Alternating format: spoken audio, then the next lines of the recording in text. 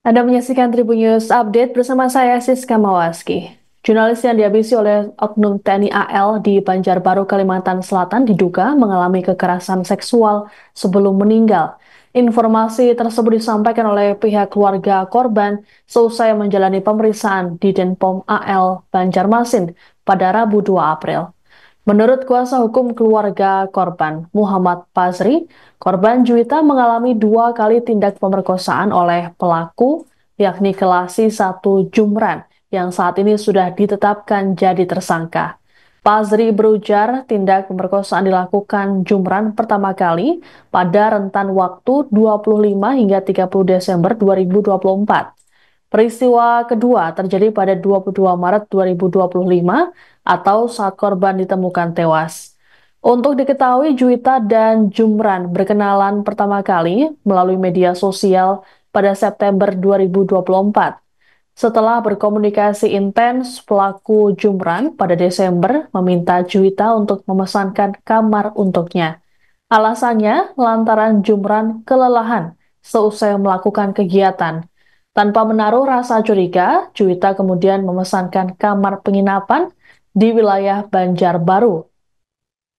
Naasnya ketika bertemu di hotel tersebut, Jumran memaksa korban masuk kamar dan terjadilah tindak kekerasan seksual.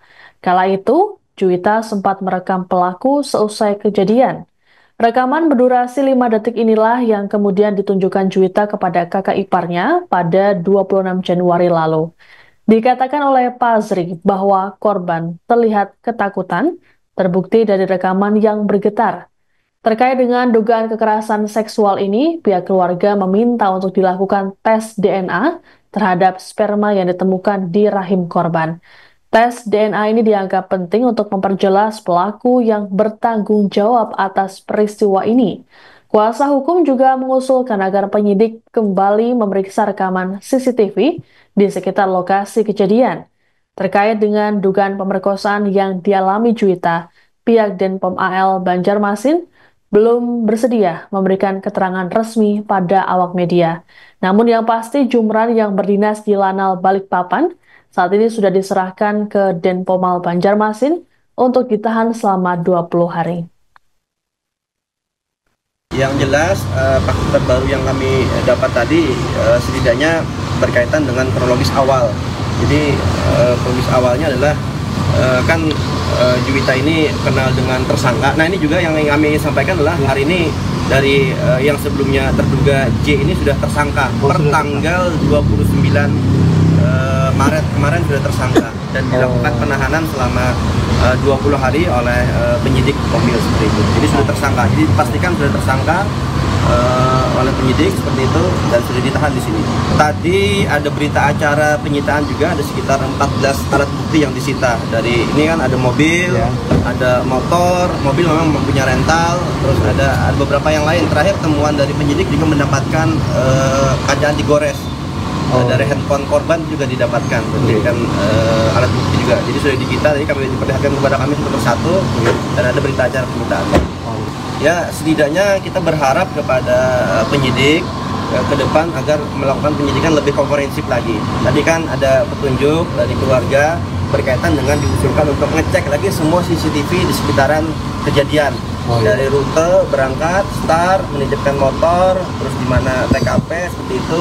Sehingga ada beberapa petunjuk yang disampaikan CCTV ini harus dicek, CCTV ini dicek. Jadi dari penyidik tadi sudah sepakat untuk melakukan pengecekan kembali berkaitan dengan CCTV tersebut. Tadi juga di keterangan tambahan ditambahkan bahwa dari keluarga korban meminta untuk dilakukan tes DNA terhadap sperma yang ada di rahim korban. Jadi sperma di rahim korban itu kan sudah diambil sampelnya oleh dokter forensik dan keterangan dokter forensik yang didengarkan oleh kakak ipar korban bahwa itu ada sperma yang volumenya banyak seperti itu. Nah, sehingga untuk lebih jelas secara ilmiah sperma itu milik siapa? Seperti itu. Jadi milik siapa?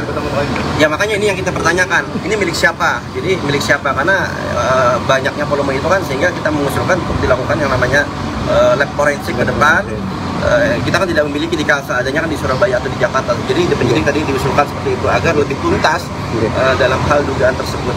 Ya, nah ini yang kami ingin jelaskan.